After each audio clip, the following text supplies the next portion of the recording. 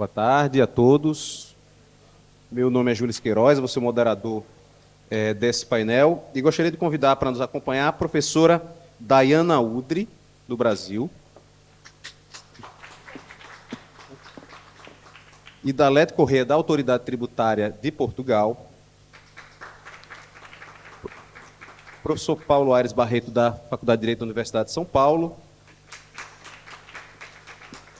e a doutora Rebeca Drummond de Andrade Miller, advogada no Brasil.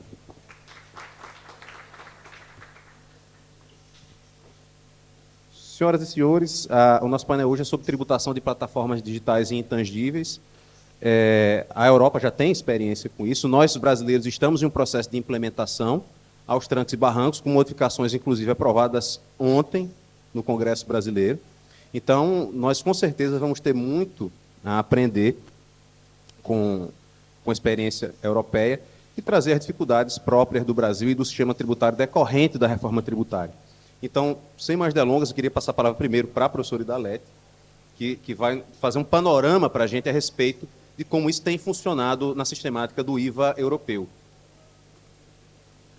Obrigada, boa tarde a todos. É um prazer estar aqui convosco a partilhar aquilo que tem sido a experiência de Portugal e da AT em particular no acompanhamento e no controle deste tipo de operações da tributação dos intangíveis. E este facto, não sei se me estão a ouvir bem, estão?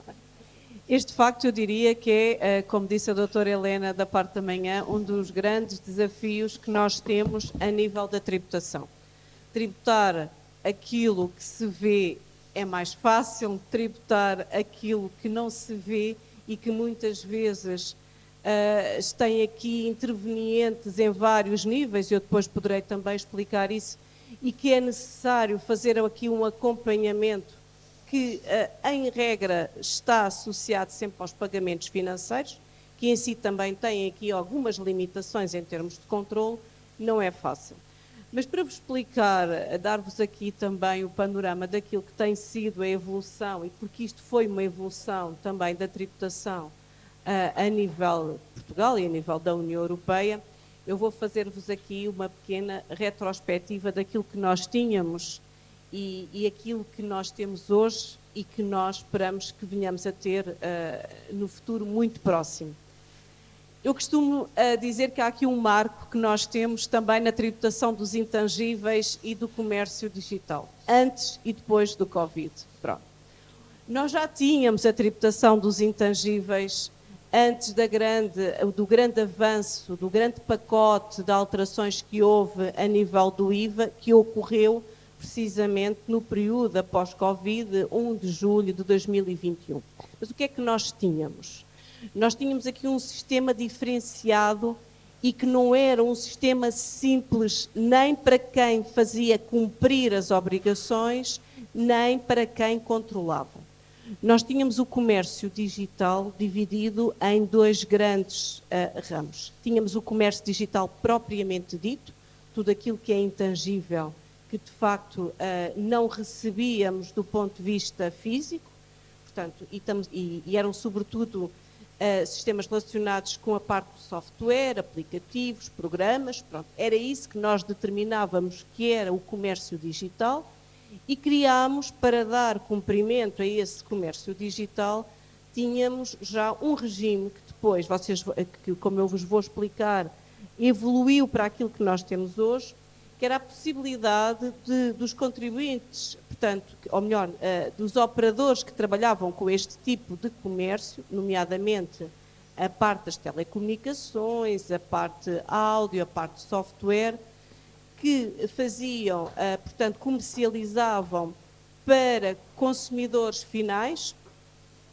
O que faziam era escolhiam um Estado-membro para se registar e, a partir dali, cumpriam todas as obrigações em sede de IVA correspondente àquilo que era o destino, o consumo final daqueles consumidores. Ou seja, se eu tivesse uma empresa que estava no mercado já do digital e, portanto, ela tinha consumidores em Espanha, portanto, não tinham atividade em Espanha, em França, em Itália, o que fazia era registava um Estado-membro e depois, a partir desse Estado-membro, um regime que nós chamamos um regime OSCE, que era um regime simplificado de balcão único, cumpria todas as obrigações. Mas tinha um limite muito definido. Era apenas para as situações que estavam definidas como um comércio digital, tudo o que era desmaterializado. Nós fazíamos, adquiríamos e recebíamos os bens desmaterializados. Depois tínhamos, para as vendas à distância, tínhamos um regime próprio, que era um regime antigo, já que o que eram as vendas à distância? Era a possibilidade que nós tínhamos de ir ao mercado, às plataformas a nível digital, fazíamos a encomenda, mas recebíamos o bem físico. E nós não tratávamos isso como sendo o comércio digital. Nós tratávamos isso como se fosse uma encomenda desmaterializada. E tínhamos um regime que vigorou até dia 1 de julho de 2021, que se prendia com o seguinte: cada país tinha um limite a partir do qual as empresas que faziam este tipo de comércio eram obrigadas a registar-se no país dos consumidores finais. Portanto, imagina uma empresa que vendia roupas por catálogo, estava em França e atingia, no caso português, um limite superior a 35 mil euros. Ela estava obrigada a registar-se em Portugal para cumprir as obrigações em Portugal. Obrigava um registro, obrigava um representante, obrigava aqui um conjunto de obrigações que ela tinha que replicar para a Espanha, para a França, para os outros países, se também ultrapassasse este limite. Pronto. Ou seja, as regras simplificadas daquilo que já era entendido como o comércio digital não abrangiam as vendas à distância. Pronto.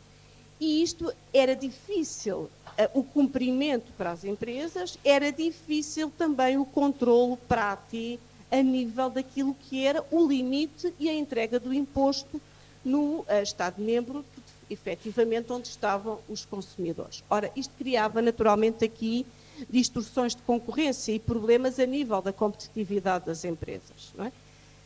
Com o Covid, nós apercebemos que o grosso da nossa economia digital não era aquilo que nós pensávamos que era. Era efetivamente este mercado.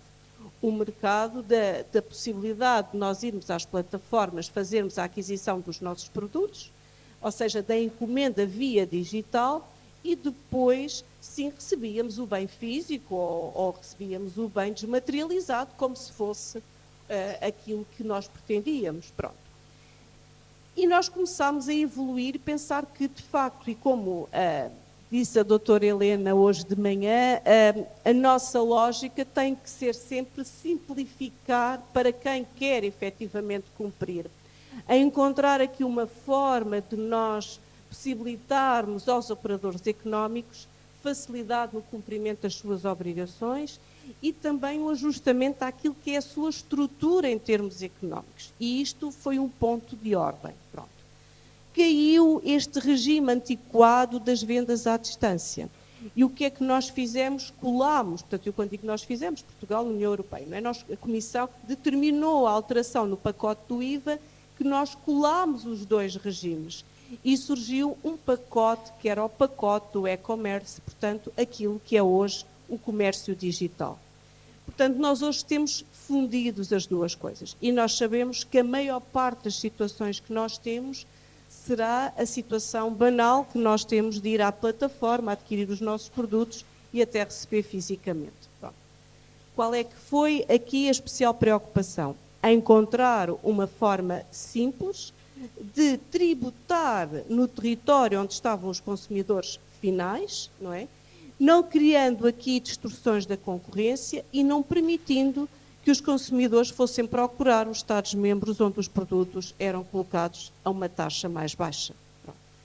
E seguimos um pouco aquilo que já tínhamos só para o comércio digital puro e fizemos um alargamento para as vendas à distância. Portanto, o pacote do e-commerce, como nós conhecemos, é um pacote alargado que integra produtos completamente desmaterializados e contempla também esta parte das vendas à distância, que aquilo que é desmaterializado é a parte inicial da encomenda propriamente dita.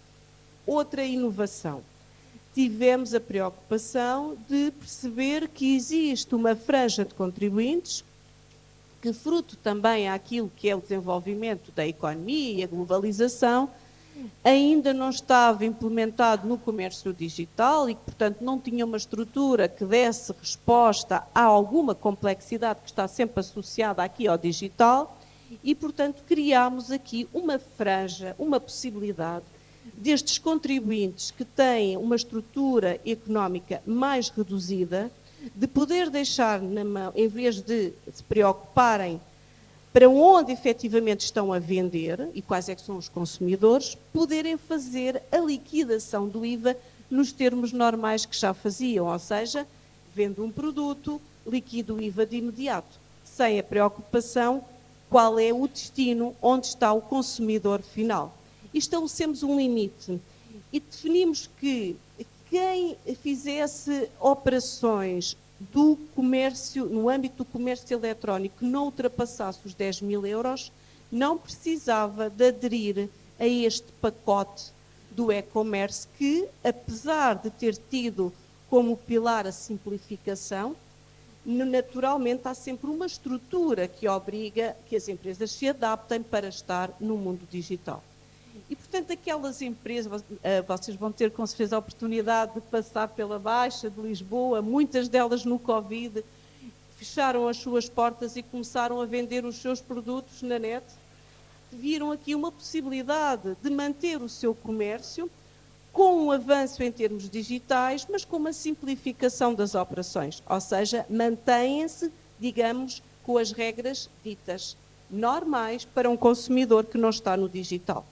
Portanto, liquidam o IVA, quando fazem a venda das suas operações. E tivemos várias empresas que fecharam as suas lojas e começaram a vender nas plataformas. Portanto, nós tivemos aqui, com o pacote do IVA em 2021, uma especial preocupação. Criar um regime simples, mas que se adaptasse àquilo que seria a evolução dos tempos. Uma franja de contribuintes que teria naturalmente mais dificuldade em dar o primeiro passo para este pacote do IVA mais complexo e, portanto, com um nível de operações ainda mais baixo, e depois dar o passo para aquilo que era, de facto, o comércio do intangível, numa visão global, sem fronteiras, onde as empresas vendem para qualquer ponto do mundo num determinado minuto. Portanto, este pacote do IVA fez fazer renascer aqui um novo conceito, o conceito das plataformas. E aqui as plataformas, como sendo um mercado que permite, de certa forma, simplificar todas as operações, dignificar as operações a nível do comércio digital, eu diria que foi considerado, sem dúvida, o parceiro deste pacote digital. Parceiro porquê? Porque as plataformas, que era a forma e é a forma que nós temos de facilitar aquilo que é o comércio digital, as plataformas começaram a ter uma dupla função, que não tinham até à data. Começaram a ter a função de entregar imposto ao Estado, cumprir as obrigações inerentes à entrega deste imposto e, ao mesmo tempo, ficaram parceiros a nível dos Estados-membros, das administrações tributárias, para fazer a troca de informação. O controle de todas estas operações só é possível se nós tivermos aqui uma boa base de troca de informação internacional. Hoje, com a globalização e com o crescimento da economia digital, a base de controle é, sem dúvida, a transposição de regras que permitam a troca de informação fiável no momento em que as operações são realizadas. Esse é o nosso objetivo, mas pelo menos que consigamos ter aqui um hiato temporal curto que permita que as administrações tributárias consigam atuar. E o que é que nós temos a nível deste regime? Temos um regime do e-commerce que neste momento assenta nas plataformas, portanto as plataformas como facilitadoras, quer de todo o comércio que é feito a nível de países que não são países, que não são Estados-membros e que, portanto, não estavam sujeitos às regras do IVA, ou seja, se eu entender que quero fazer uma compra numa plataforma que está, como a Amazon, que não está registada no Estado-membro, a plataforma é ela que vai ser responsável para fazer com que o imposto seja liquidado em Portugal correspondente àquilo que foi a minha compra. Portanto, a plataforma cumpre as obrigações, assegura que os seus clientes, as empresas que servem da sua estrutura, estão em condições de fornecer os serviços e eles asseguram, efetivamente, a entrega do imposto e o cumprimento das obrigações.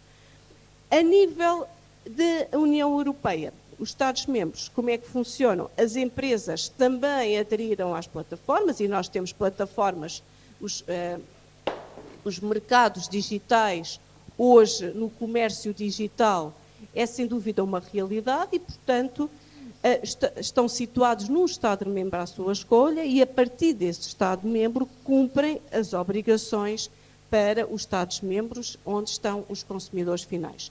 No fundo, é evitar aquilo que nós designamos pela distorção da concorrência, evitar que os consumidores finais procurem fazer contactos diretos com as empresas que lhe fornecem os serviços ou que lhe fornecem os produtos, procurando o país, procurando o território onde as taxas são mais baixas. Portanto, o que nós temos aqui é a regra da tributação no destino, que atrai à tributação, portanto, no destino e a taxa onde está o consumidor final. E assim garante, de certa forma, que não existe distorções da concorrência, mas sim em função daquilo que é a territorialidade do consumidor final. Eu compro o mesmo produto à taxa de IVA se comprar no comércio tradicional, compro a mesma taxa de IVA se comprar a nível do comércio eletrónico, ou seja, o canal não vai distorcer aquilo que é a aplicação da taxa. E isto é muito importante. Atribui confiança aos consumidores. Eu sei que aquele produto está disponível e escolho o canal em função do produto, da qualidade do produto e não ao nível da tributação. As plataformas têm aqui este papel facilitador, quer da qualidade em termos do serviço com o consumidor final, quer depois a plataforma dá cumprimento e assegura o cumprimento das obrigações fiscais e a entrega do imposto. Agora, é claro que as plataformas não é a única forma de nós tributarmos o comércio digital, porque as empresas B2B, não é, continuam a fazer as suas operações nos termos normais que faziam e, portanto, isso não é isso que acarreta a dificuldade da tributação. A dificuldade da tributação estava sempre pendurada aos consumidores finais. E a procura de uma solução agarrada aqui a um elemento facilitador das plataformas foi fundamental para nós avançarmos com a tributação do comércio digital. Nós tivemos aqui um ponto muito relevante a nível da evolução também do controle destas obrigações, portanto, este pacote IVA teve aqui duas especiais preocupações. A primeira, encontrar uma solução que evitasse distorções de concorrência e permitisse que o comércio tradicional e o comércio digital não se prejudicassem, o comércio digital não absorvesse com regras desajustadas e de pouca justiça fiscal o comércio tradicional e, ao mesmo tempo, criar aqui uma forma fácil de dar cumprimento a estas obrigações, porque a facilidade de dar cumprimento às obrigações também facilita o seu controlo, não é? Portanto, a facilidade de nós controlarmos estas operações prende-se sempre com a simplicidade, com a forma ágil com que nós levamos aos operadores económicos soluções para cumprirem as suas obrigações. A nível, portanto, da Comissão Europeia, tivemos aqui a transposição de uma diretiva muito importante, que nós designamos pela DAC7, que veio permitir a troca de informação a nível das plataformas. Portanto, a informação ainda é recente, portanto, ela foi transposta em 2023, janeiro de 2023, estamos a receber a informação e estamos numa fase agora também de análise da qualidade da informação. E isto é muito importante alertar porque hoje nós falamos da troca de informação, mas é importante que as administrações tributárias de cada um dos países façam um esforço por garantir as diligências devidas para que essa informação tenha qualidade, possa ser utilizada na análise de risco e, portanto, isto é fundamental que as administrações tributárias troquem informação, troquem sinergias, evoluam nesta análise para garantir que este manancial de informação que nós temos hoje a nível das plataformas e que com certeza que vamos ter também ao nível depois dos criptoativos, quando conseguirmos transpor a nova DAC, possa ser fiável e possa ser utilizada a nível do controlo inspectivo destas operações. Portanto, o caminho está trilhado. A nossa especial preocupação agora, efetivamente, é poder utilizar da melhor forma esta informação, poder fazer uma análise de risco que permita controlar e, ao mesmo tempo, avançar no acompanhamento dos operadores económicos e, em especial, das plataformas, criando aqui forma fácil de dar cumprimento às suas obrigações. Portanto, vem aí um novo pacote do IVA, que designado por vida, que vai ser o passo seguinte para permitir que estas plataformas e que os operadores que estejam envolvidos consigam fazer a comunicação em tempo real das operações. É outro passo que, de facto, se vislumbra e que nós estamos já a trabalhar para que, em conjunto, possamos aqui criar adaptações nos sistemas para facilitar o cumprimento das obrigações por parte dos operadores. Portanto, a nossa evolução foi rápida, foi acelerada também pelo Covid, que nos veio pôr a nu uma nova realidade a nível das transações, que nós conhecíamos, mas que ainda, por vezes, tapávamos um pouco os olhos, mas encontramos uma solução que foi uma solução alicerçada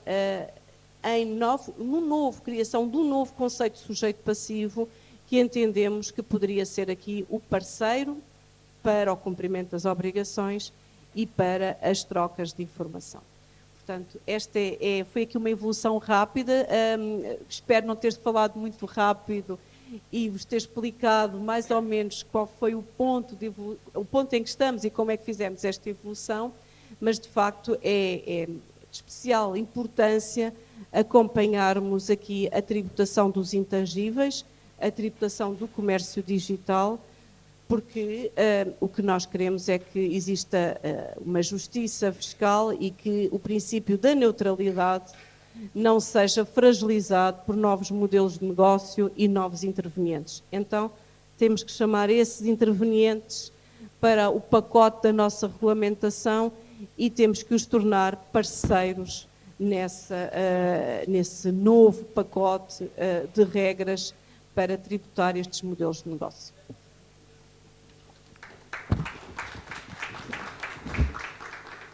Obrigado, Idalete. Me parece realmente que a administração tributária brasileira tem algumas preocupações muito semelhantes às administrações europeias. Contudo, no Brasil, a gente vai implementar esse sistema junto com um sistema tributário todo novo que vai exigir uma cooperação sem precedentes na Federação Brasileira. Então, assim, a gente tem algumas dificuldades um pouquinho além do que a experiência europeia, inclusive em termos de tempo, né? E por isso eu queria convidar a professora Dayana para nos dar um pouco, não vou nem falar da experiência, mas da perspectiva brasileira da tributação de plataformas intangíveis. Bom, primeiramente, estão todos me escutando? Bom, boa tarde a todos. Uma alegria estar aqui, né, nesse painel para discutir um tema que é bastante relevante. Eu acho que tudo que a professora trouxe se insere num contexto global, então não é algo que é da noite para o dia, é algo que já tem sido debatido desde 97, na Conferência de Ottawa, como que nós vamos adaptar o sistema de tributação do consumo à era, na época, de serviços, mas olhando para a intangibilização da economia. E quando nós falamos de intangibilização da economia, a gente tem os desafios do intangível, que eu acho que é um grande desafio, e a globalização. Então, como compatibilizar sistemas territoriais, numa lógica territorial, para um comércio que tende a ser transfronteiriço e global e intangível. é isso que está sendo posto, e a comunidade internacional, muito capitaneada pela OCDE, trouxe algumas indicativos, né? Então, nós tivemos as diretrizes IVA, no primeiro momento, que trouxe, primeiro ponto, dentro de um comércio transfronteiriço, o princípio do destino, para fins de evitar, como a professora muito bem disse, evitar a concorrência desleal, você realmente garantir a neutralidade numa economia que tende a cada vez mais ser globalizada. Mas o grande gap, que eu acho que é onde se insere o que a gente está falando, é o enforcement. Porque uma vez que eu garanto, olha, o destino é o princípio que vai reger a determinação da competência. Perfeito.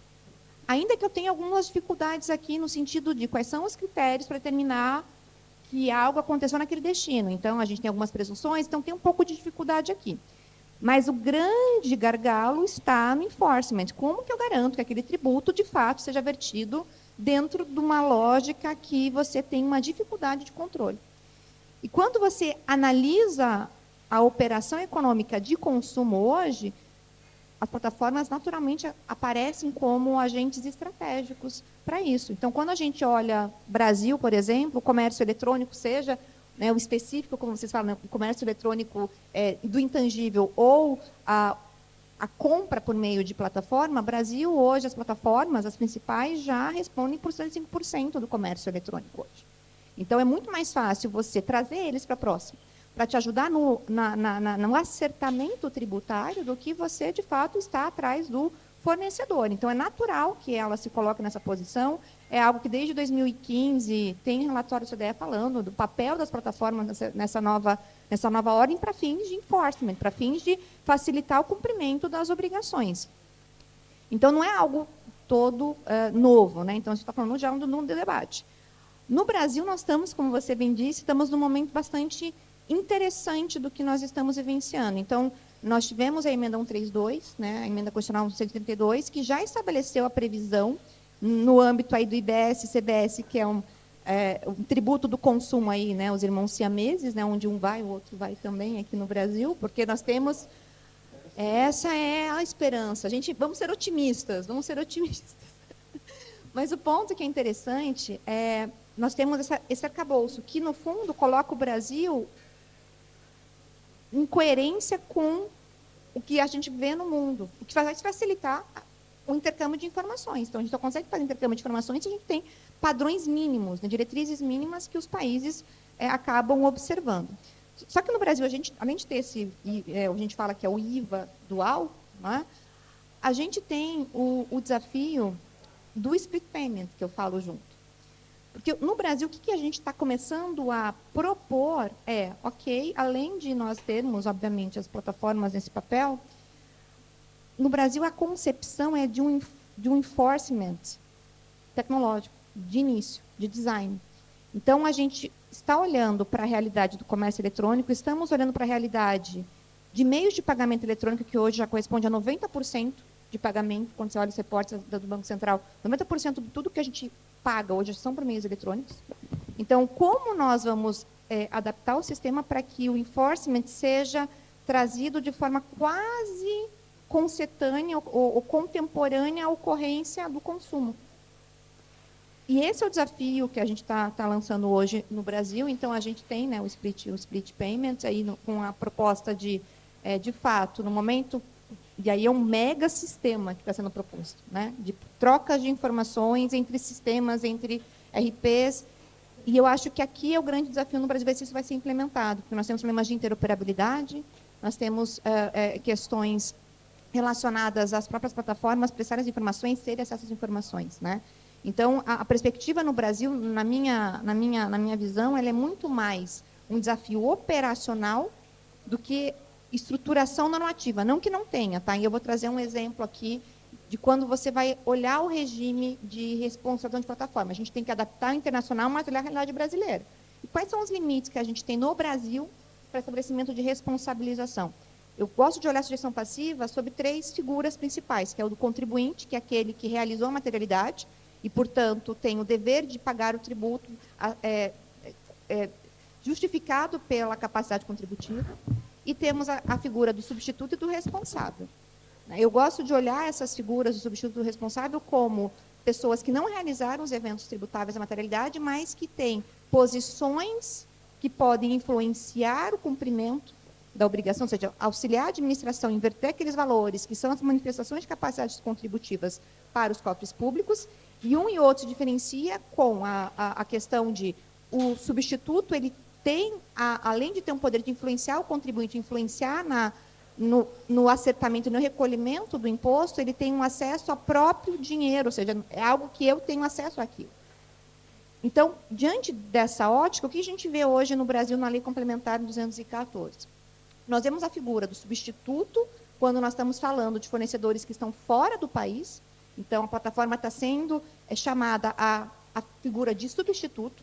Só que qual que é o ponto para mim? Quando a gente vê o que caracteriza uma plataforma, que são as funcionalidades, algo em que eu exerço um ou mais controles sobre algumas dos elementos essenciais do comércio, eu coloco lá ou entrega, ou cobrança, ou pagamento.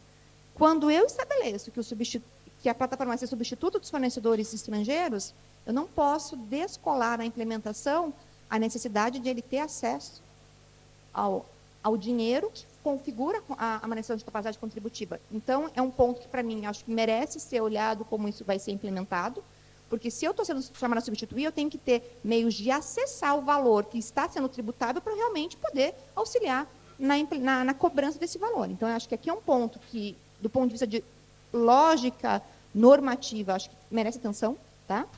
Diferentemente de responsabilidade quando o fornecedor é nacional, que aqui eu coloco lá, e acho que foi uma boa mudança do PL para a lei complementar, que coloca lá, olha, fornecedor nacional, então ele tem que, fornecedor nacional, está ou não está inscrito, isso não é o de menos, e não emitiu nota fiscal, ou seja, eu tenho um dever de eu, plataforma, verificar se foi ou não emitido nota fiscal. Antes estava ou, aí era um problema, porque a responsabilidade tem que ser, eu estou numa posição de influenciar, se eu descumprir esse dever, aí sim eu posso ser chamado a responder pelo não pagamento. Então, acho que do ponto de vista de responsabilidade nacional, a gente andou bem, obviamente, que temos que ver como isso vai ser implementado na prática, então acho que os parâmetros dentro dos limites da Constituição, nesse momento, para a responsabilidade das plataformas fornecedores nacionais, me parece que está ok. Agora, vamos ver se isso na prática vai se implementar. Então, assim, tentando, não sei se falei muito rápido, porque eu também quero dar espaço para todos falarem, mas a minha visão nós temos uma perspectiva de adaptação do sistema a uma lógica internacional, então não é algo novo. Temos a adaptação dessa lógica internacional olhando para as peculiaridades do Brasil e os limites, e aqui eu acho que, de um lado, andamos bem, quando a gente olha a responsabilidade, estrito senso, dos fornecedores nacionais. Alguns pontos de atenção, quando nós falamos de fornecedor internacional, que nós temos aí uma questão de ausência da previsão de eu ter também o meio de pagamento para ser substituto, então aqui eu acho que merece um pouco de atenção. Mas o grande desafio real é a implementação disso tudo agora com a parte de sistemas, interoperabilidade dos sistemas e realmente você conseguir toda uma orquestração de dados em real time. Eu acho que aqui é o grande desafio que a gente vai ter de levar isso a cabo. Se o levarmos, seremos pioneiros no mundo. Mas eu tenho realmente, acho que teremos muitos desafios. Para quem trabalha com tecnologia sabe que não é fácil interoperabilidade de sistemas. Não é nada fácil. É isso, obrigada. Você sabe, Dalete, que quando foi aprovada a reforma tributária no Brasil, vários colegas advogados de outras áreas entraram em contato comigo dizendo: você vai para qual área agora? Que acabou, né? A necessidade de tributarista, não precisa mais. Esse tipo de conversa mostra que eu garanto, na realidade, trabalho para minhas filhas e minhas netas. Uma coisa que você colocou, Daiane, que conversa que o Dalete colocou, essa aliança objetiva entre as plataformas e o fisco do ponto de vista informacional. Inclusive, agora, no Senado, foi incluída uma responsabilidade optativa para a plataforma, que ele tem que ter concordância do contribuinte, aí a concordância vai ser lá no Terms and Conditions, então é só que ele clica ali, com certeza todo mundo vai ler, mas a gente tem criado realmente essa aliança objetiva entre plataformas, que tem um poder informacional muito grande, e o fisco, que já tem, vai passar a ter um ainda maior. Daí, professora Rebeca, minha preocupação, que eu queria que a senhora, por favor, abordasse, dos riscos desse novo modelo nosso tributário, sobretudo do ponto de vista da proteção de privacidade, proteção de dados pessoais.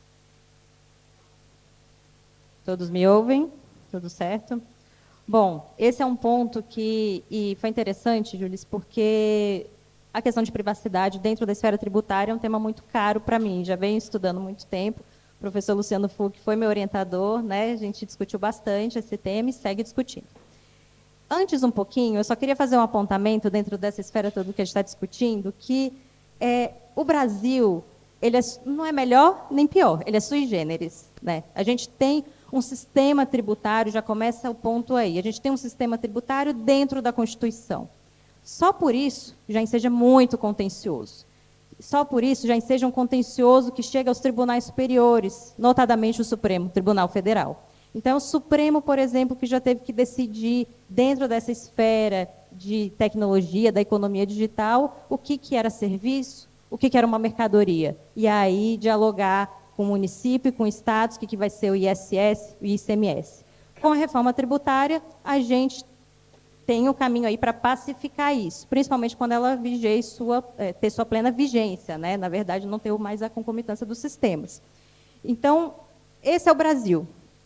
Seus problemas com federalismo, seus problemas com contencioso judicial tributário, mas seus avanços também, principalmente na parte de tecnologia e de governo digital. Nós vamos ter, por exemplo, o professor Chueiro, com certeza também vai poder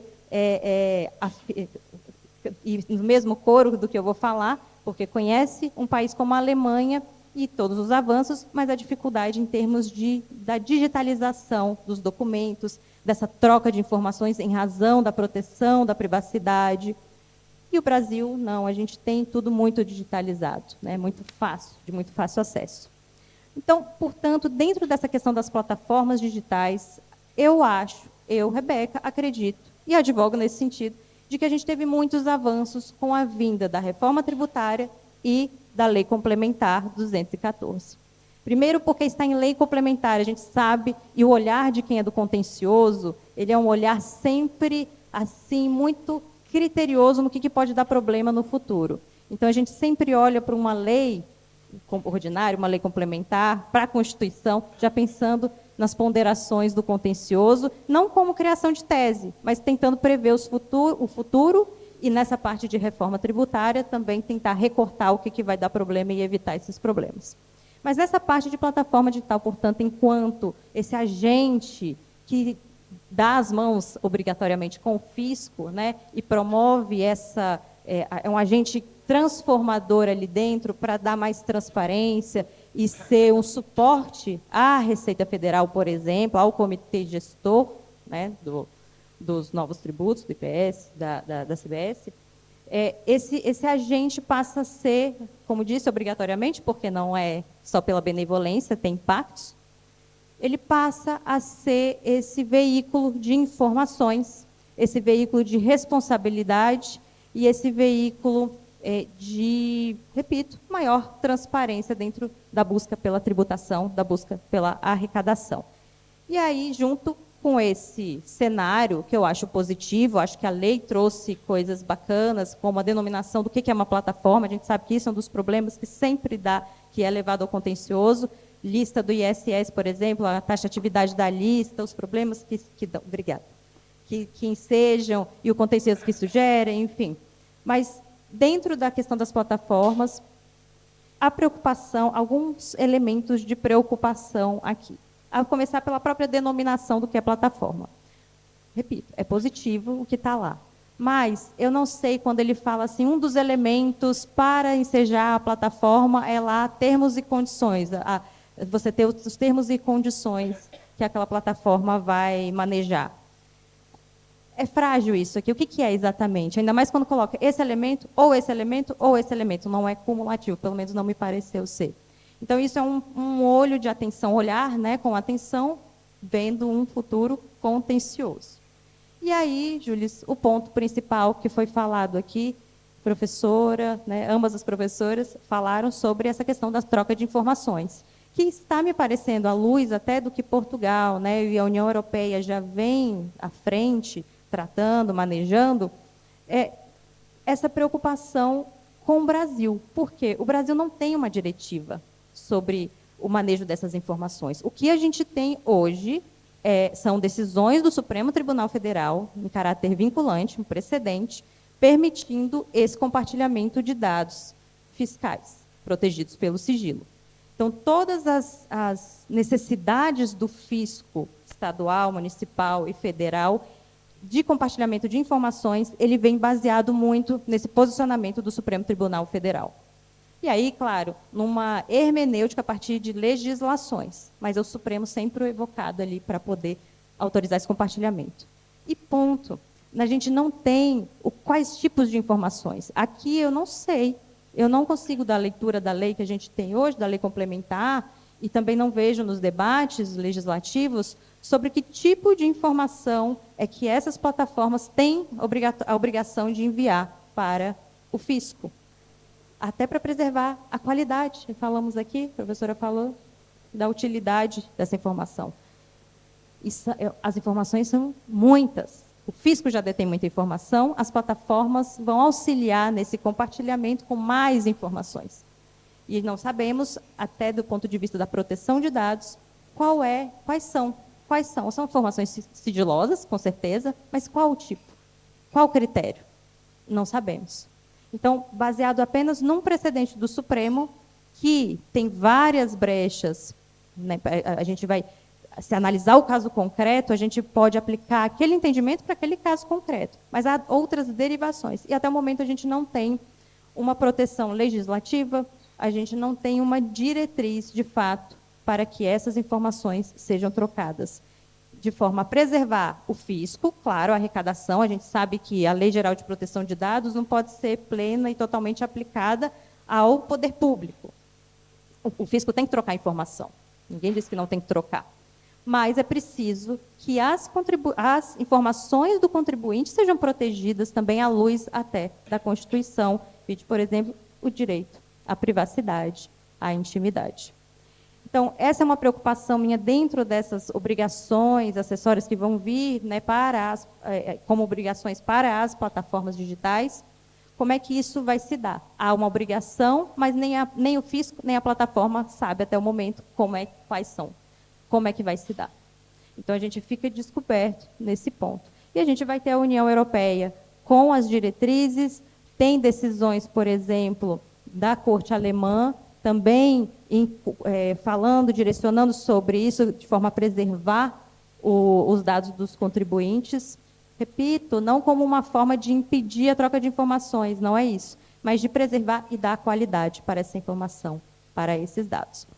Então, sem mais delongas, acho que aqui a gente já abordou vários pontos. Essa troca de informações é uma preocupação, deve ser uma preocupação. O legislativo precisa antever, sim.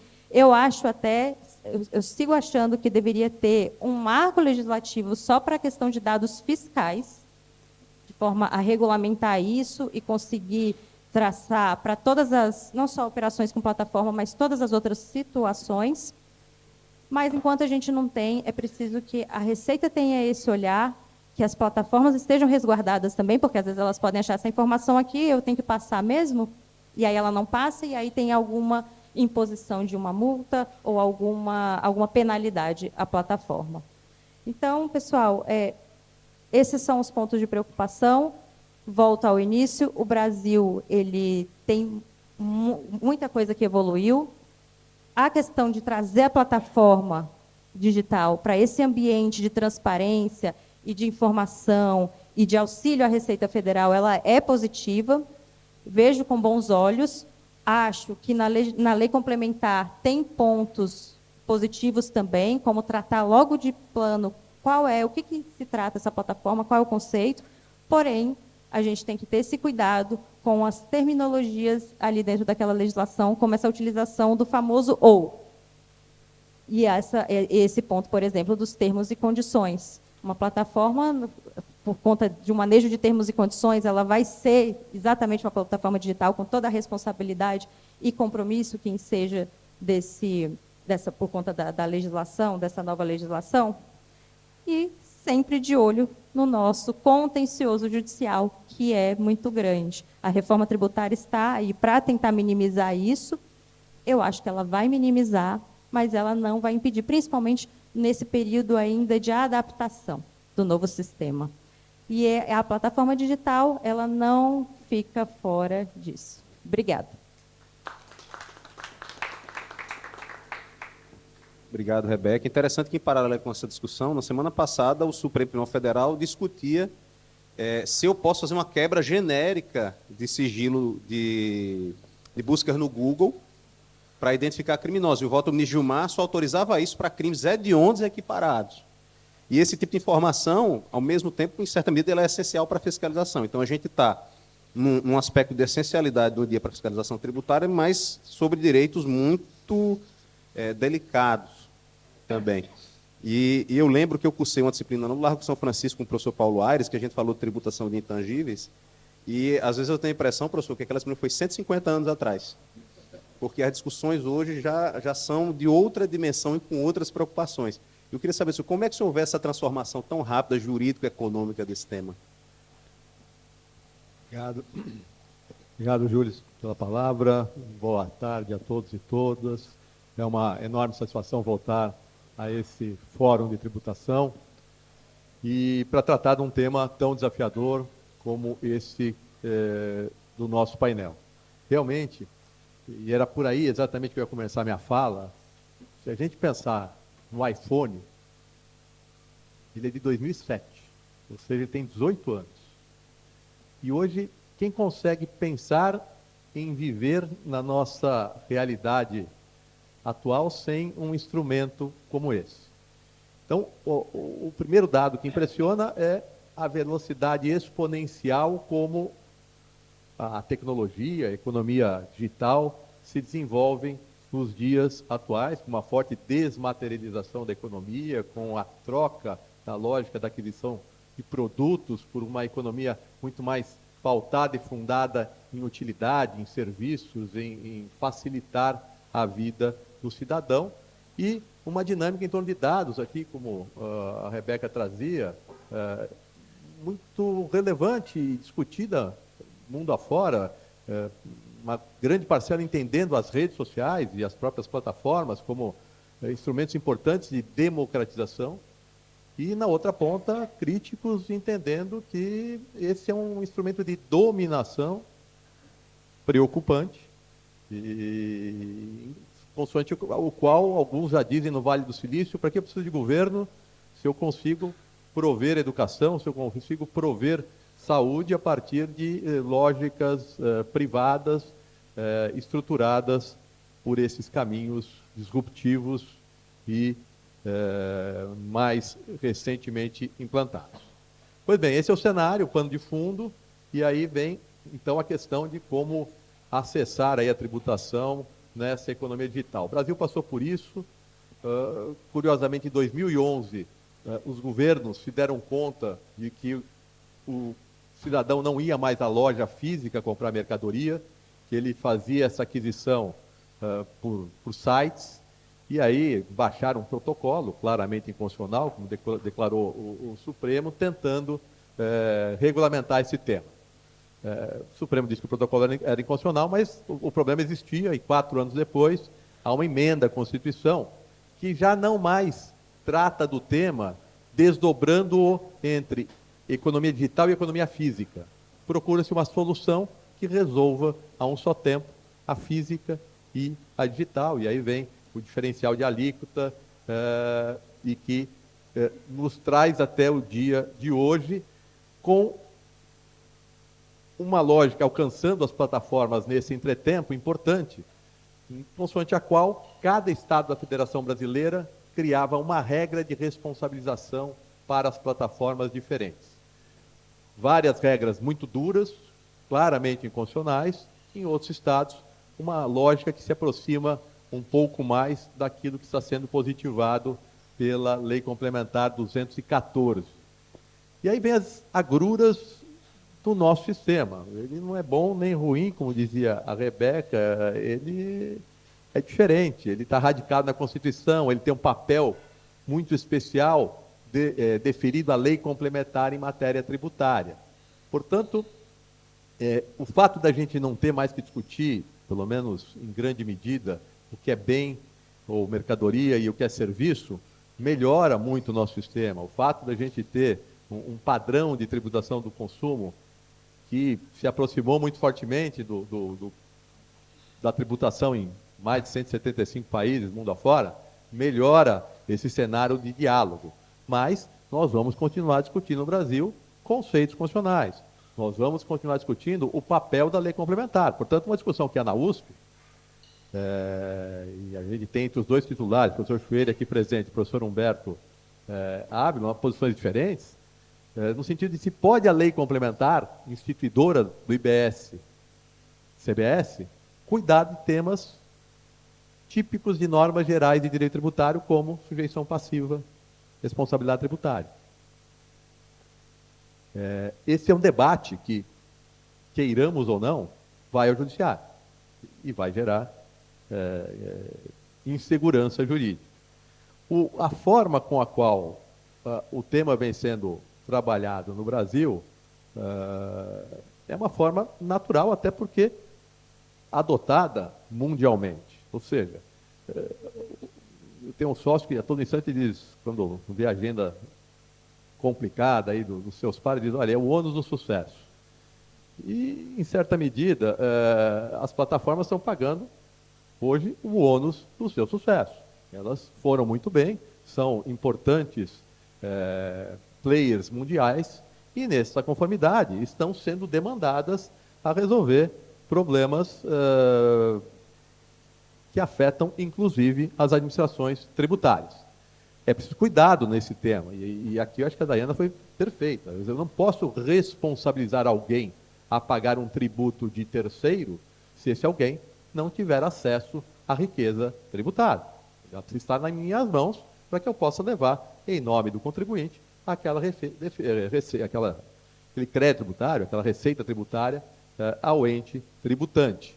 E isso não é tão singelo em vários cenários. Ou seja, quando a gente fala em plataformas digitais, a gente está se referindo a uma multiplicidade de situações, consoante as quais algumas realmente têm todo o controle da situação, no que se refere ao pagamento, cobrança, definição do preço, logística, e, portanto, aí é muito mais singelo, muito mais singela a atribuição de responsabilidade.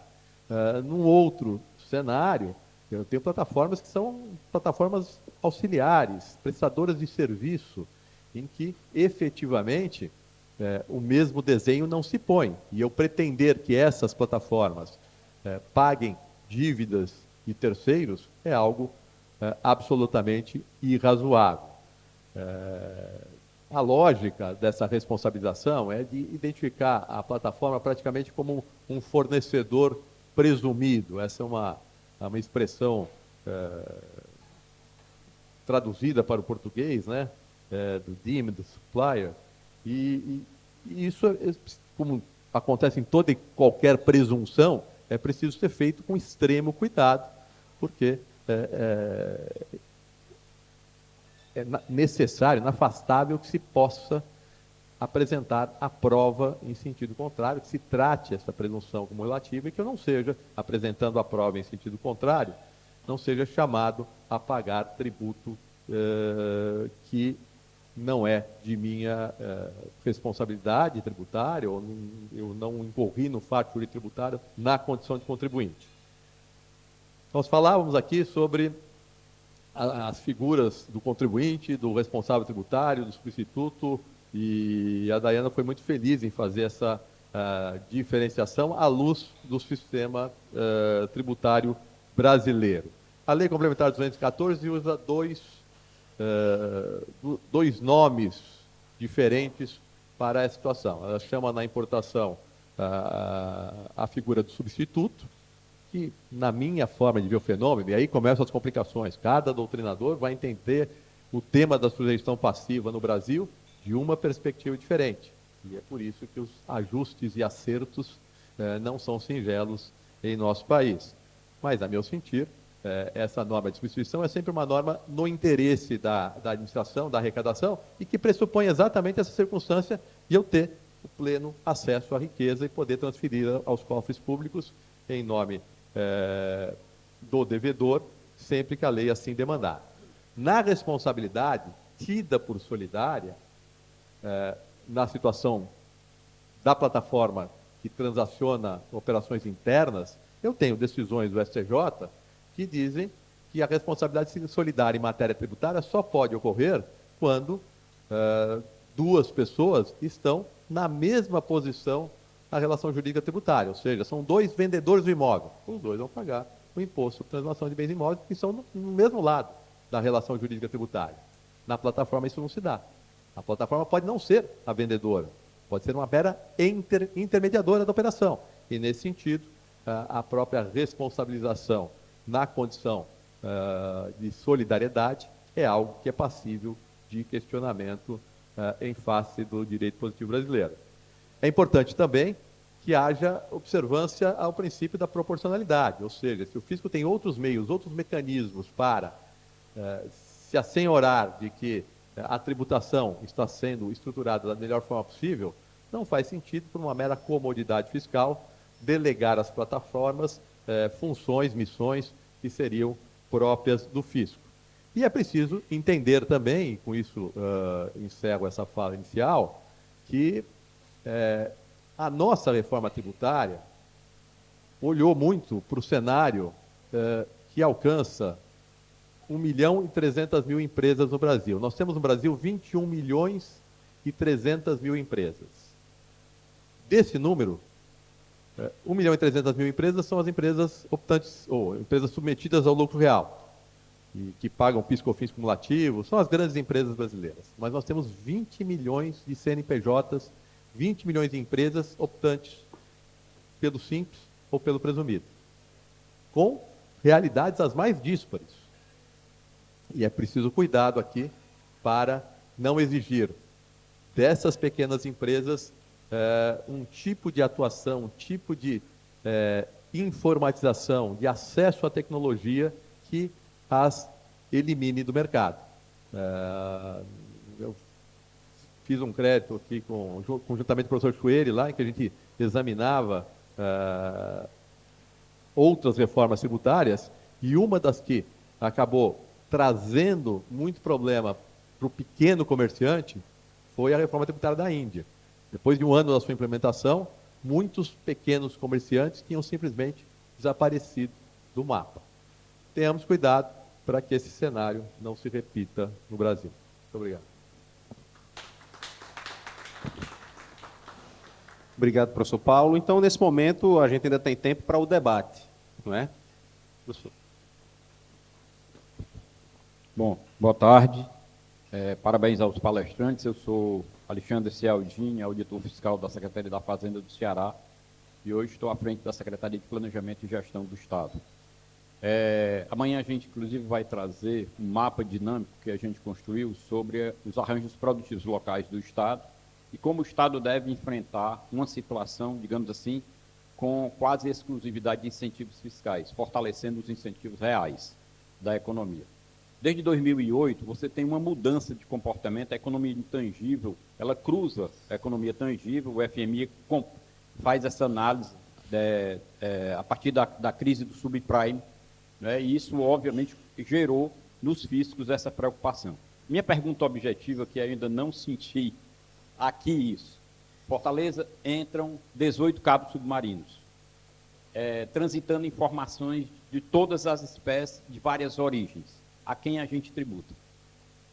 A outra, junta-se a esses cabos submarinos 8 data centers, a quem a gente tributa.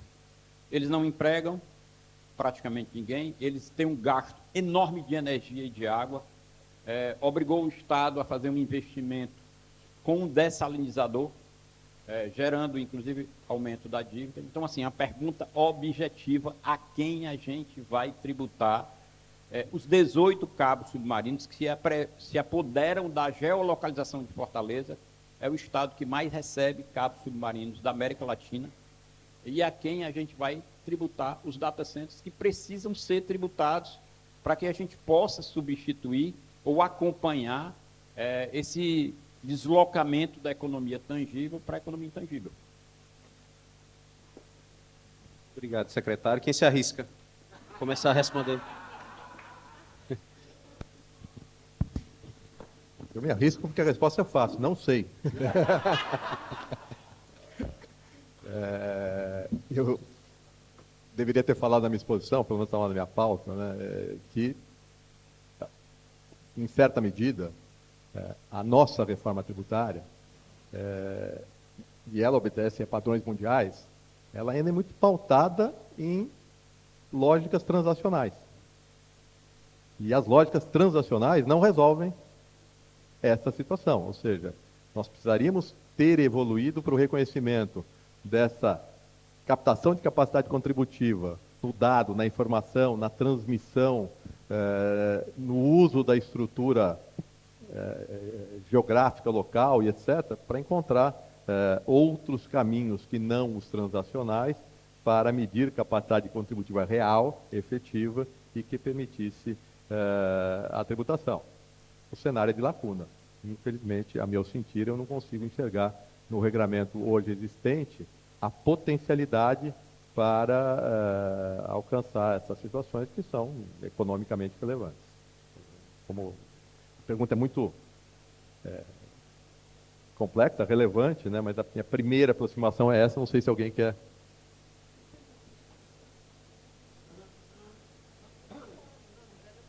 A gente está olhando hoje, eu acho que o professor Aires foi muito feliz. A reforma tributária é a tributação sobre o consumo que está pautado em operações, em transações. Então, a partir daí é quem consome prestações que fazem, né, que usufruem dessa infraestrutura. Então, a gente não tem ainda um olhar do ponto de vista de tributação do consumo para o valor que, ou gasto, eventualmente, que essa infraestrutura que sustenta toda essa economia, de fato, teria. Então, até uma discussão, e aí não é minha área, tá? Isso foi um aluno numa das aulas no IBET, que é economista, falou que é um debate que está sendo hoje levado a cabo no âmbito das ciências econômicas, de como você começa a trazer o que é valor numa era de intangíveis, em que, às vezes, o valor, né, marginal das operações é muito baixo. Como você começa a trazer valor numa lógica? Isso é um debate da economia. Então, acho que é algo que está todo mundo meio tateando, na minha opinião. Eu acho que a resposta é essa, né? Fácil, não tem resposta, eu concordo. E eu acho que é isso, na linha do que a Dayana disse também, né? Você tem que ter, acho que é mais uma questão de, nesse momento, política pública, talvez, de olhar os estudos, entender o impacto para aquela região, para aquele estado, enfim, município, qual o impacto daquilo ali, entender o todo, o que está consumindo, o que está degradando eventualmente, e aí juntar com a tributação, porque aí você vai ter um cenário melhor até para poder tentar achar essa materialidade, talvez. Mas veja como é amplo. A gente hoje está discutindo plataforma, mas até pouco tempo também a gente não conseguia enxergar muito bem. Ainda tem os debates, como a gente está vendo. Mas é uma excelente pergunta, né? E uma excelente reflexão, essa questão mesmo da transmissão de dados e tudo mais. Eu não tenho solução em Portugal. Mas aqui eu acho que é importante nós percebermos se o que está em causa e a dificuldade é a atribuição do valor às operações, se é a tributação e a regra da tributação. E aqui a regra da tributação, mantendo aquele princípio da neutralidade, deverá ser no consumo, deverá ser no destino, não é? A questão que está aí e que prevalece é atribuir valor a esse imaterial, a essa parte que é intangível. E esse, de facto, é o desafio. Quanto valem esses dados que chegam, qual é o valor dessa informação para os consumidores finais, não é? E, portanto, é daí que nós temos que partir a nossa discussão. Nós hoje, em algumas situações, e fazendo aqui o paralelismo com os criptoativos, uma opção que nós tivemos na tributação foi não tributar aquilo que não conseguimos medir, aquilo que efetivamente não conseguimos aferir um valor de forma objetiva, então não exigimos aqui o pagamento do imposto, sob pena não termos forma de o controlar, de o exigir. Pronto. É um trabalho que temos que fazer, não é? Porque aqui o que está em causa é valorizar essas operações. E isso é que é relevante. Quando nós não conseguimos valorizar de forma correta, isso gera economia paralela. E a procura de uma solução que não é a solução ajustada àquilo que é o mercado, e o mercado é quem fornece e quem adquire, gera aquilo que para nós é mais preocupante, que é a fraude e a evasão fiscal. Porque se pensarmos que o IVA está sobre uma plataforma de neutralidade, e aqui permitam-me também discordar um pouco, que as plataformas não são a substituição da força do Estado. Hoje, a tributação e o controle da tributação faz-se favorecendo aquilo que é o cumprimento voluntário, aquilo que é a simplificação das operações. Concordo que é muito importante a definição do que é de facto uma plataforma, para não existirem conflitos em termos da definição das obrigações. Mas o enforcement tem que vir a seguir ao cumprimento voluntário. E a nossa preocupação, e por isso as regras excepcionais que nós tivemos no mercado europeu, foi de criar um regime que é fácil de cumprimento para as pequenas estruturas e é um regime também que, ao mesmo tempo, oferece soluções facilitadas para quem está inserido nas grandes plataformas do comércio digital. O IVA, nós entregamos um imposto que é exigido. Nós não estamos a pagar por conta, nós somos intermediários no pagamento. O que nós temos é que criar, a nível da estrutura do regime, uma forma fácil de reportar a informação e de controlar aquilo que é o pagamento mais justo no local onde é mais fácil controlar. Porque a justiça desta tributação e deste regime é aquilo que permite depois garantir aquilo que é a neutralidade do IVA. E, portanto, acho que a discussão é importante, é relevante. O caminho é sempre aquilo que for mais fácil e que permite um maior controle das operações, sem gerar pela complexidade aquilo que nós não queremos, que é a fraude e a evasão fiscal.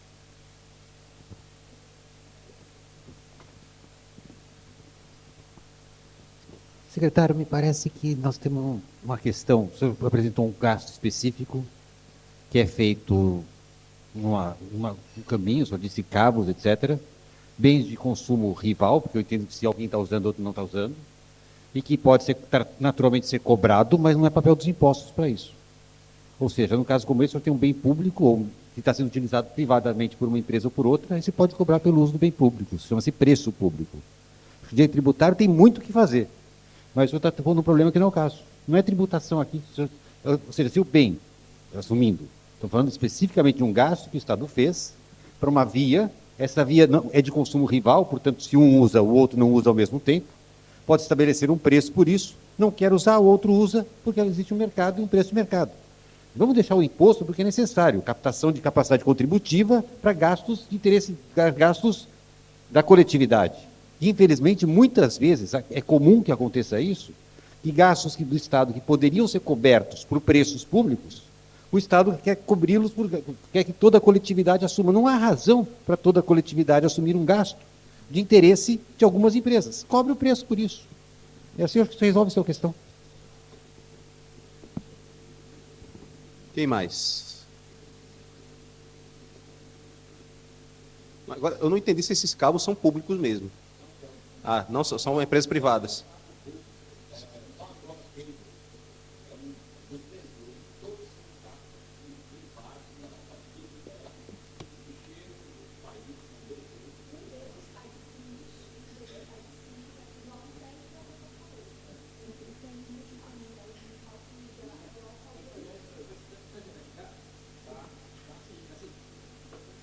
Gastos para Fortaleza, quais são os gastos? Cobrem-se pelos gastos, mas não é necessário imposto para isso. O meu ponto é o seguinte, vamos deixar... É assim, se existe uma capacidade contributiva a ser captada, impostos para tanto. Já temos o consumo. Consumo é uma capacidade contributiva para tanto. Mas, se gera outros gastos que podem ser identificados, cobrem-se os preços por isso, pelo preço. Ah, não, mas espera aí, isso vale muito, e eu vou cobrar muito pouco. Aí é uma questão de quanto me custou. Veja, se a lógica é equivalência, quanto me custa, eu cobro por isso. Ah, mas existe um plus, não é quanto me custa, é o quanto isso rende para o outro, ou coisa parecida. Eu acho que nós estamos confundindo o elemento da tributação com o elemento do preço público. E preço público permite também lógica de mercado. Eu acho que é assim, nós devemos deixar a tributação para aquilo que é tributo. Licença. Com relação aos cabos, qual que seria a diferença de uma rota marítima? Porque está transitando a informação ali, está passando um barco. Difícil cobrar o imposto por isso. Concordo com o professor Choeiro, preço público, se tem algum gasto. Agora, com relação ao data center, tem uma prestação de serviço ali da empresa, que é detentora do data center, para quem ocupa o espaço do data center. Aí caberia, nós estaríamos falando de uma tributação. Eu acho que seria isso. Vamos deixar isso na plateia, tem mais um. Secretário. Eu só queria concluir, é o seguinte, se a lógica é do destino, e esses cabos estão desaguando em qualquer cidade da América Latina, brasileira, a cobrança deveria ser no destino. Nós já estudamos essa questão do preço público, mas a gente já também investigou que esses cabos são feitos vários contratos internacionais, né, que ao invés da mercadoria, e Adam Smith resolveu essa questão em 1776, eu sou economista. Então, assim, a minha pergunta era exatamente para o tributarista. Ali tem um fato gerador. Qual é o fato gerador? Como é que a gente vai tributar? Incide o quê? Se a ideia é no destino que nós deveríamos estar arrecadando, porque ali há uma transmissão de informações contratualizadas sobre entes. E num cabo passam diversas empresas que transacionam com essa situação, que vão desaguar em determinado local.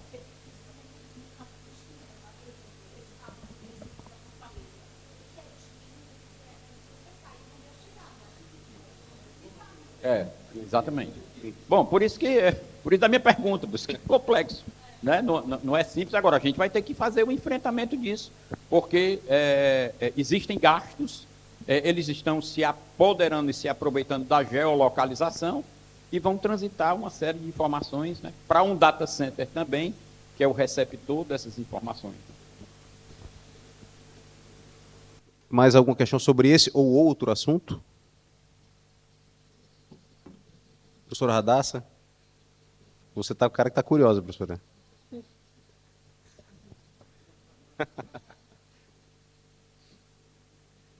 Bem, nós ainda temos 5 minutos, então eu vou pegar minhas perguntas, que eu tenho várias. Tá?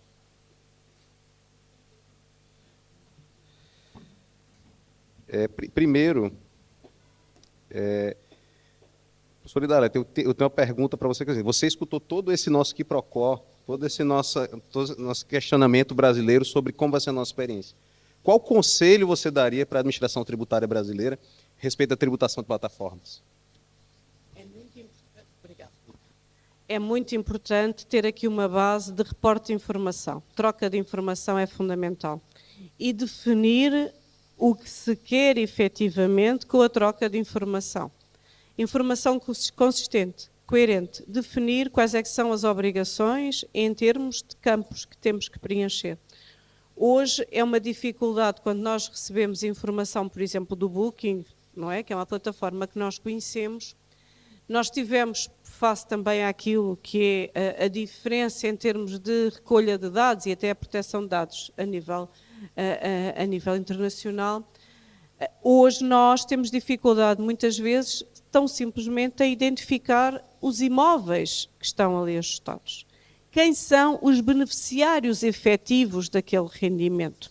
Portanto, o mais importante para nós percebermos o modelo de negócio é percebermos os intervenientes naquela cadeia, quem são de facto os intervenientes, quais é que são os valores associados, mas mais do que os valores associados, é a informação objetiva que permite identificar quem é que são os intervenientes, onde, quem praticou, quem foi o beneficiário efetivo.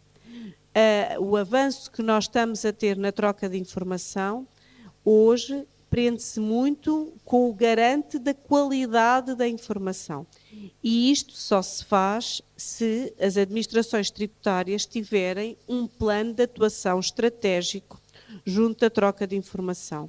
Não basta receber.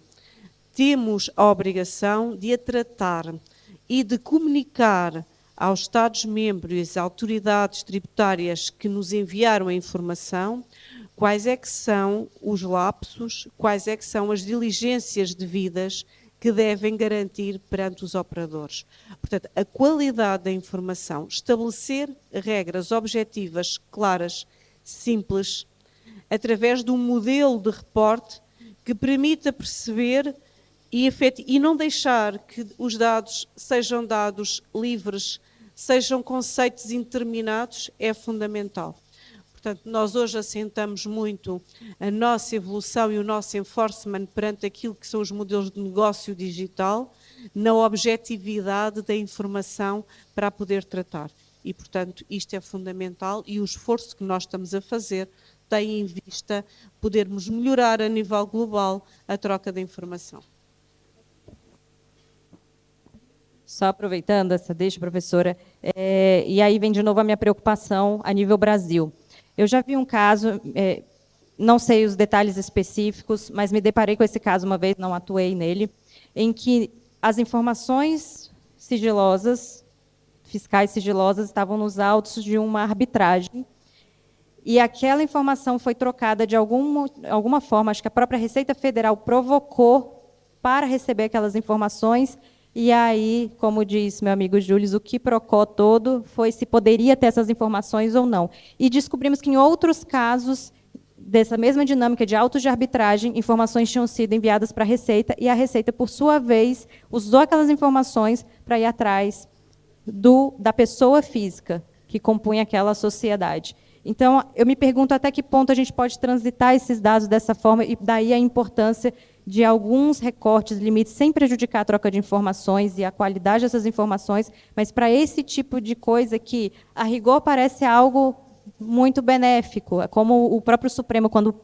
possibilitou essa troca de informações, ele fala, combate ao crime organizado, principalmente, as diretrizes da OCDE, perfeito. Só que o problema é que o depois, e a quantidade desses dados, e essas situações em que, de repente, o sujeito passivo se vê, o contribuinte se vê, na sua pessoa física, um auto de infração relacionada à pessoa jurídica, fica difícil, às vezes, até ir para o judiciário e tentar proteger os dados daquele contribuinte. Já tive um caso específico, por exemplo, de um auto de infração, em que a troca de informações veio a partir de um pedido, eu nunca tinha visto isso antes, a partir de um pedido da pessoa física que havia comprado um relógio no exterior, na França, e quando ele pediu o tax refund, que ele chegou no Brasil, no aeroporto de Guarulhos, eles já tinham essa informação. A gente descobriu que eles tinham essa informação porque a gente pediu acesso depois. Veja, claro que ele está atrás de algo, a proteção do fisco, a proteção da arrecadação. Mas a gente tem que ter limites também. Se a gente está no Estado democrático, a gente tem que ter limites. E a privacidade e a intimidade é um detalhe muito importante, são direitos fundamentais muito importantes. Então, só fazendo coro com a troca de informações e esses cuidados adicionais que a gente tem sempre que estar de olho, principalmente quanto ao fisco brasileiro, porque não por culpa do fisco brasileiro, mas porque ele está ali fazendo o trabalho dele de arrecadação, e sem esses marcos e recortes e limites quanto à troca de informações, a gente se depara com situações como essas. Eu acho que a especial preocupação deve ser regulamentar a utilização da informação. É fundamental. A troca de informação não peca por pôr a descoberto a vida pessoal. O que põe a vida pessoal a descoberto é a má utilização dessa troca de informação. E nós só utilizamos e temos essa especial preocupação. A utilização dessa informação é coberto de um procedimento próprio, que ele próprio tem regras de sigilo, que depois regulamenta a atuação de quem intervém, dos inspectores que estão a coberto do sigilo. Portanto, regulamentar a utilização da informação é fundamental. E, portanto, é isso, esse passo, creio que nós, a nível da Europa, já o demos e temos limites na utilização da informação. A informação que eu recebo e que eu solicito ao abrigo de um determinado procedimento, a colega não pode utilizar, mesmo que tenha um procedimento que até possa estar ou vir a estar relacionado. Ela está barrada, está codificada, está determinada que só pode utilizar no âmbito daquela situação. E isso é fundamental. Se a gente tiver tempo, eu tenho mais uma pergunta só para a gente encerrar, e é bem voltada, um ponto que a senhora colocou, que é sobre, olha, se eu tenho dificuldade de valorar determinada coisa, se eu vou gerar uma tributação muito complexa, muito difícil, que gera evasão, eu prefiro não tributar até eu ter condições. Ok. Na legislação da CBS e do IBS, eu tenho visto algumas coisas que geram preocupação. Por exemplo, no fato gerador do tributo, ele diz, olha, qualquer operação, aquela história, tributa qualquer coisa. Mas o legislador resolveu dar exemplos, o que, do ponto de vista técnico legislativo, é inadequado. Mas ele resolveu dar exemplos. Ele exemplifica. Compra e venda, permuta, ele pega os contratos do Código Civil. Ele dá os exemplos pelo Código Civil, o que dá espaço para se questionar. O professor Humberto tivesse aqui, ele diria que seria definição por exemplificação. Então, se ele está me dizendo que os exemplos são todos os contratos do Código Civil, então eu só posso tributar um negócio jurídico, civil. Isso é um problema. Ontem, no Senado, quando o Senado aprovou a Lei Complementar 108, ele fez uma alteração para dizer que permuta, aliás, permuta não, que locação, que cessão, são operações com bens. O que me leva a preocupação, tá, então operações análogas a essa, então eu tenho que estar perguntando se é bem ou se é serviço. Vocês têm alguma preocupação do nosso legislador estar criando dificuldades completamente desnecessárias para a implementação da reforma tributária na sua regulamentação?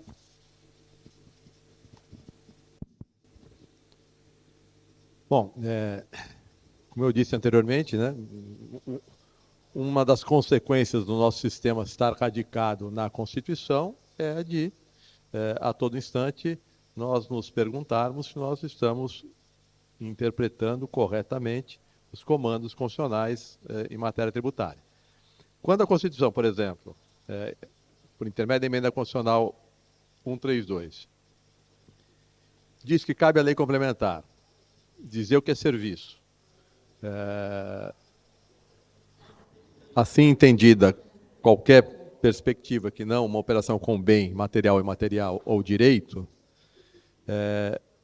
surge, então, dois caminhos. O caminho usado pela lei complementar, que me parece inadequado, e o segundo caminho, que me parece mais correto, que seria o de dizer que serviço é algo que está dentro da etimologia do signo serviço e que não seja bem material ou direito. Por quê? Porque pensar diferentemente implicaria reconhecer uma competência residual que estados e municípios não têm. A competência residual no nosso país é da União, de acordo com o artigo 154. Portanto, algo que funciona muito bem fora do Brasil, porque a legislação é sempre plasmada no plano infraconstitucional, sem amarras da Constituição, não vai funcionar, ou pelo menos vai ser objeto de muito litígio lá no Brasil, em que esse tema, por exemplo, vai ser colocado, assim como todas essas perspectivas. Ao exemplificar, a lista é taxativa ou exemplificativa? O que não está na lista está fora do campo de tributação ou está dentro do campo de tributação? Ou seja, me parece que tem razão o ministro Toffoli, quando, recebendo um livro sobre a reforma, que foi entregue pela Lina, que está aqui presente, pela Lina e pelo professor Eurico a ele, abriu o livro, começou a folhear, e disse a eles, vocês vão me fazer julgar tudo de novo? Em certa medida, a gente vai ter que julgar tudo de novo mesmo, vai ter que saber o que é bem, o que é direito, o que é serviço nessa sua nova conformação, e vai por aí afora, esse é um desafio que se põe. Acho que eu concordo, complementando, quanto mais elementos a gente coloca no ponto do objeto, né, que é o âmbito normativo, mais munição argumentativa a gente vai ter para definir o que realmente está definido na legislação. E é um desafio até interpretativo mesmo, porque a gente, quando entra aí, a professora falou muito sobre criptoativos, quando a gente entra no âmbito de criptoativos hoje, o que a gente está vendo na legislação de criptoativos, de regulação de criptoativos, até para definição do que é, o que não é, para fins de aplicação do regime, né, da lei do marco dos criptoativos, eles têm, às vezes, faz equiparações com institutos do direito civil que não se aplicam, obviamente, nos novos modelos de negócios, na economia, da tokenização da economia dos criptoativos, né, dependendo da operação. Então, traz realmente, como eu disse, acho que munição para termos, de fato, mais debates, mais contencioso, que é o que a gente não quer e que era a promessa do início da reforma tributária, menos contencioso, mais simplicidade. Então, quanto mais elementos a gente coloca, a gente traz mais munição para, de fato, a gente avançar e estabelecer quais são os limites. Então, às vezes, a gente entender quais são as funcionalidades ou por que se tributa, trazer âmbitos mais adequados para uma economia que está em transição, que está que existe uma certa flexibilidade, é melhor. Então, quando a gente começa a trazer muitos elementos, são mais munições, de fato. Pessoal, obrigado a todos e a todas, então, pelo painel, e declaro encerrado.